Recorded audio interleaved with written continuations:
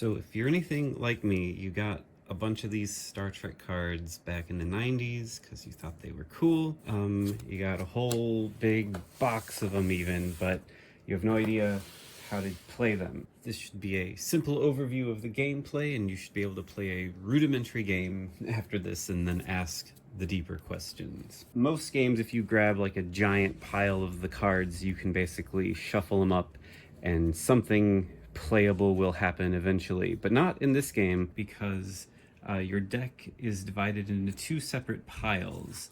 One of them is kind of the stuff that you imagine playing during a card game, and then the other stuff is stuff that is played kind of in the beginning during what feels like an extended setup phase called the seed phase.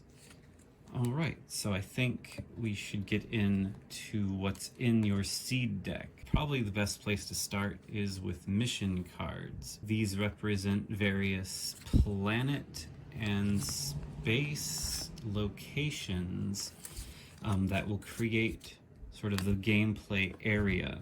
The mission cards you have to build your deck around because in order to attempt the mission you have to match the affiliation here, and to complete the mission you have to fulfill all these big requirements with what's printed on your personnel, and then you get these points. And so that gives us our goal. You want to be the first to 100 points, which usually means being the first to complete 3 to 4 missions. And so you will have chosen 6 of these, and then you shuffle your 6 together. Your opponent shuffles theirs, and then you each take turns putting a random card down in the position where you choose. So I might put my mission next to the one I've already got, so I have 2 adjacent, and then my Porg opponent will put theirs like so. And so you just keep doing that. So there's a little bit of strategy here, of course. And so then once you've got your space line, it's sort of easier to imagine what the rest of the game will be like. So to make it hard for your opponent to get through those missions easily, you will get to seed dilemmas underneath their missions. This is kind of the main way you mess with your opponent. Dilemmas will make up most of your seed deck most of the time. A dilemma can either be seeded under a planet or a space mission. You can see the difference in the icons. That's right, some dilemmas can be seeded at either. So the seed deck can only be up to 30 cards. The missions don't count towards that, but dilemmas do. So pay attention to how many you have in your seed deck, because it has to be under 30. You can also notice that some of your dilemmas have point boxes. So that's another source of points. If you're thinking about seeding easy point dilemmas under your own missions, please read the rules carefully. Dilemmas do not have to be placed randomly. So there's a lot of strategy to this. You want to kind of set them up to hit hard. So like this female's love interest will whisk a female away to a different planet location, and maybe right after that you have matriarchal society, which it wants at least 2 female away team members present. So you'll find a lot of interactions like that throughout dilemmas, like, oh, I take science away, and then the next dilemma wants science. So lots to look into there.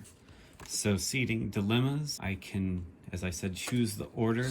So I can put this one here, and then he'll take one of his dilemmas, and I don't get to see it, and he'll hide it under under one of my missions, and then I'll take another one of mine and put it over there. So you just take turns doing that till you put all your dilemmas underneath each mission. And in your seed deck, that's where most of your artifacts are going to be. These have to be seeded under planet locations, and then in order to get them to use them, you have to complete the mission, which means beating all of the dilemmas. And then finally, you'll seed your outpost.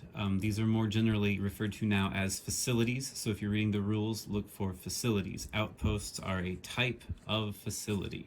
And so basically these will be where you start to play the game from, and your opponent will put down their facility underneath a mission, and then as you report your personnel and ships for duty, that's where it all starts. Other cards that could go in your seed deck are basically anything that says that it seeds this doorway. Many doorways seed. Doorways actually would be seeded before even the missions. And this personnel has a very unique ability that they can seed under a specific place. Anyway, lots of exceptions, obviously. That's what makes it fun. And then the draw deck is going to be where your more interesting stuff is. Besides, of course, ships and personnel, you'll have equipment, event cards, and interrupt cards, all which you'll want to have a variety of. All right, so yeah, once you're all seeded up, you draw 7 cards, and then the game can begin. The game's already started, but the playing of the game that you're used to. So you draw 7 cards. There's no maximum hand size, and the weird thing about this game is you don't draw at the start of your turn, you draw at the end of your turn. So just always keep that in mind when reading some of these cards. So basically, most every card, you can only play 1 card at a time. So the first few turns of the game are going to be kind of dull while you get stuff out. And then, of course, the main exception to that rule is the aforementioned interrupt cards. There is no limit to the number of those that you can play. And, of course, they're interrupts, so you can play them during your opponent's turn. Right, so each turn basically consists of 2 separate steps. One is the one where you play a card from your hand. I put Spock. Spock reports for duty. And then after you play your card, you can execute orders. So that's when you might say, well, I've got some people out here, and they're going to go on this ship and go do a mission. You can also use abilities on cards, like Lek here can, once per game, may kill any 1 personnel present. So you got to get him to where your opponent has people, and then you can use that. Or cards like the Ferengi Credit Exchange, where you can exchange your Gold Press Latinum cards for points or draws. So yeah, that stuff can all be done in any order that you like. This is when you execute the order of like staffing, you're like, oh, because everyone is on the outpost by default, and the ship is docked there by default when you first play them. So you will then move your crew onto the ship, and then you can undock the ship and move it. And so you have to make sure that you have the staffing requirements met. That's what those little stars are. And so these 3 cards could staff this ship. I have 2 of the command stars and 1 of the smaller one, but the big one counts as the little one. Hooray. Of course, trying to do a mission with 3 people isn't necessarily going to be that successful. The range matters in this way. So you don't count the mission card that you're on. So that 3 doesn't matter. So this one is a 4, and this one's also a 4, and this one's also a 4. So this is a range of 9. So it can go 4, 8, can't go 12, so it has to stop here. That's how range works. In this case, these 2 have 3 and 2, so he could go 5 and still have 4 range and come back to excavation. This is a space mission, and in order to do this space mission, you have to undock your ship from the outpost, even though you're already there, and then your ship does the mission. If I were to go over here, this is a planet, and so you have to choose people from the ship to beam down, and then they face the mission dilemmas as an away team. A lot of the cards have this odd little misprinting stuff, so don't worry if you're in that club. That's a very big club. Alright, let's say all these guys are on the Enterprise. Once you have a nice hefty crew, you'll want to start completing missions. So mission attempts are very important game actions. They count as a single game action, which means certain things that you think you might be able to do, you can't. So let's go over a few examples. Basically, once you announce that you're doing the mission, you have to start facing the dilemmas underneath it. And you can't respond to the dilemmas. There are, of course, exceptions. Many interrupts refer to very specific dilemmas: covalescent organism, Horta, parallel romance. There's a lot of those you can find. But the most important thing is that you can't respond to anything with just any interrupt. That has to either refer to something specific or use very specific terminology, like this one says just. Plays on any just killed Klingon with honor. So if you're in the middle of a mission attempt and a nasty dilemma kills your Klingon with honor, then you can play this. But because it's an interrupt, it is susceptible to Amanda Rogers, so your opponent could nullify your play. But things like Kevin Uxbridge you can't use. So if your opponent has the Genetronic Replicator out, which makes their stuff hard to kill with just a couple of medical, then you might want to blow it up before they start their mission attempt. Same thing with Disruptor Overload. Blow up those equipments before they start.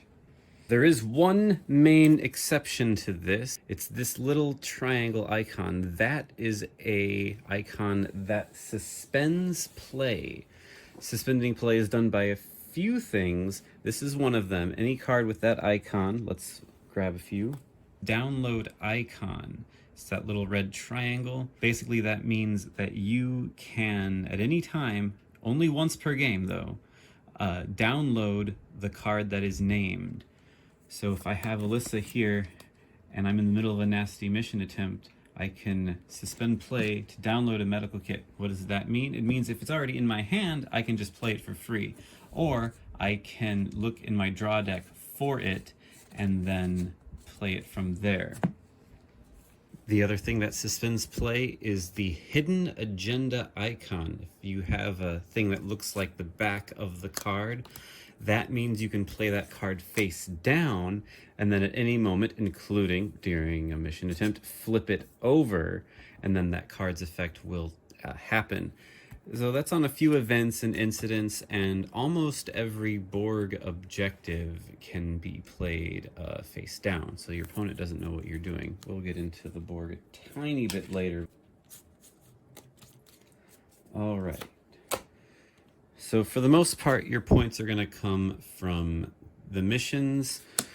Some dilemmas, as I mentioned, give points. Here's an interrupt that can give you points if you're able to meet its requirements. One thing to keep in mind is the card intermix ratio, where if your bonus points, which are any points that come from non-mission sources, are greater than, if your bonus points are greater than your mission points, then you lose a bunch of your bonus points. And so that rule, I believe, is actually enshrined as a default rule in the Trek CC rules. So you won't want to rely too much on bonus points. And even without using the rules, the card intermix ratio will completely derail your plans if you rely too heavily on bonus points. And then there's the card called Balancing Act. If you're playing all planet missions because you want to like be sure to seed a bunch of artifacts that are easy to grab, the Dilemma Balancing Act will take a bunch of your points away, I think 50. So that's like half of what you need to win. So it's kind of encouraged to do planet and space missions. Combat is something I want to talk about next. I've kind of talked about everything that you need to actually play the games. As you would expect, combat is not a huge part of a Star Trek-based game. In order to fight in this game, a few things have to be kept in mind. The first is that you need either an officer or someone with leadership on your ship or in your away team to start a fight. And secondly are the attack restrictions. The Federation cannot start a fight unless it's with the Borg. What are the attack restrictions of, say, the Romulans? Romulans can attack anyone who isn't a Romulan as they choose. The Romulan attack restriction is actually the normal attack restriction. Everyone can basically start a fight with anyone except their own affiliation. So generally speaking, you can start a fight unless you're the Federation. One of the big exceptions is the Klingons, who can always fight themselves, and the Borg, who actually cannot start a fight with anyone, which sounds weird, but let's go back to those Borg objectives. The Borg! So the Borg can't attack anyone, as I've said, unless you have the appropriate objective. So Borg need objectives in order to do most substantial things. The objective Eliminate Starship allows them to basically attack anyone, including other Borg. This card has some errata on the Treks you see if you care about that. Also, the important thing about the Borg is that they do not do missions. They complete objectives, and you'll see most of these objectives have point values. So that's where the Borg get their points from. A lot of these objectives end with this phrase, you may probe. You may probe. And so what does that mean for the Borg? Essentially, before the end of your turn, before that last draw, you will take the top card of your deck and reveal it. And if this is what you're going for, you will look for any of those symbols. This one has 3. And this one doesn't have any, so this would be a failed probe. If you were probing for the objective established spaceline, this guy would still be a fail because he is the red drone type. Let's see, but he would be good for a reassimilate lost drone. You would succeed with the coercion text. Anyway, playing Borg is like a whole other thing. So really quick here at the end are some doorways. Many of them can be seated. They play similarly to interrupts, but a lot of doorways open up other seed decks like the Q's Tent or the Battle Bridge or the Tribble side deck, which are just add different elements to the game. If you're playing Borg, this doorway is very important. Not only is that a point-worthy objective, but this allows you to move between quadrants, which I'll mention in a moment. The alternate universe door is also very important. This allows you to get alternate universe characters out. If they have that little red thing, that means it's an alternate universe thing. And that icon also appears on some dilemmas and interrupts. So you can't play these unless you have something like this doorway out or something similar. It says it allows those alternate universe icons cards to interplay. When I say that a doorway is like an interrupt, what I mean is that it doesn't count as your normal card play during your turn. This doorway also has this Borg icon, which a lot of Borg cards have. That essentially means you can only use those cards if you are playing Borg, which means your deck is 100% Borg. Another important rule is the quadrant rule. You'll see this mission doesn't have anything next to the 25, but this one has a little delta. This is in the delta quadrant. This one has a little gamma. This is in the gamma quadrant. So when you're seeding your missions early on, those will have to form different clusters that aren't connected, and you have to use things like that Borg doorway to move between them. Additionally, that same quadrant icon appears on many cards, so the Borg are native to the delta quadrant. So when you report these guys to an outpost, it has to be in their native quadrant. Weirdly enough, the mirror universe functions as a quadrant as well. For the Borg, it's easy enough to bypass that rule. Once you get this ship in the alpha quadrant, you can use its text here to get to report Borg native to the delta quadrant directly to this card. Okay, finally, this little yellow thing is the hologram icon. So this isn't a real person, it's a holographic recreation of a person. And as you would expect, if a ship does not have a holodeck, it cannot have active holograms. They can still be on this runabout, well, assuming you have a Federation Romulan treaty, but they won't be, active. Once you get them on this ship with a holodeck, then they can apply their skills and attributes to your mission attempts. Okay, well, there we go. Hopefully now you'll be able to play a little bit of this game. Hopefully that made sense. Ah! You can't Kevin Uxbridge during a mission attempt.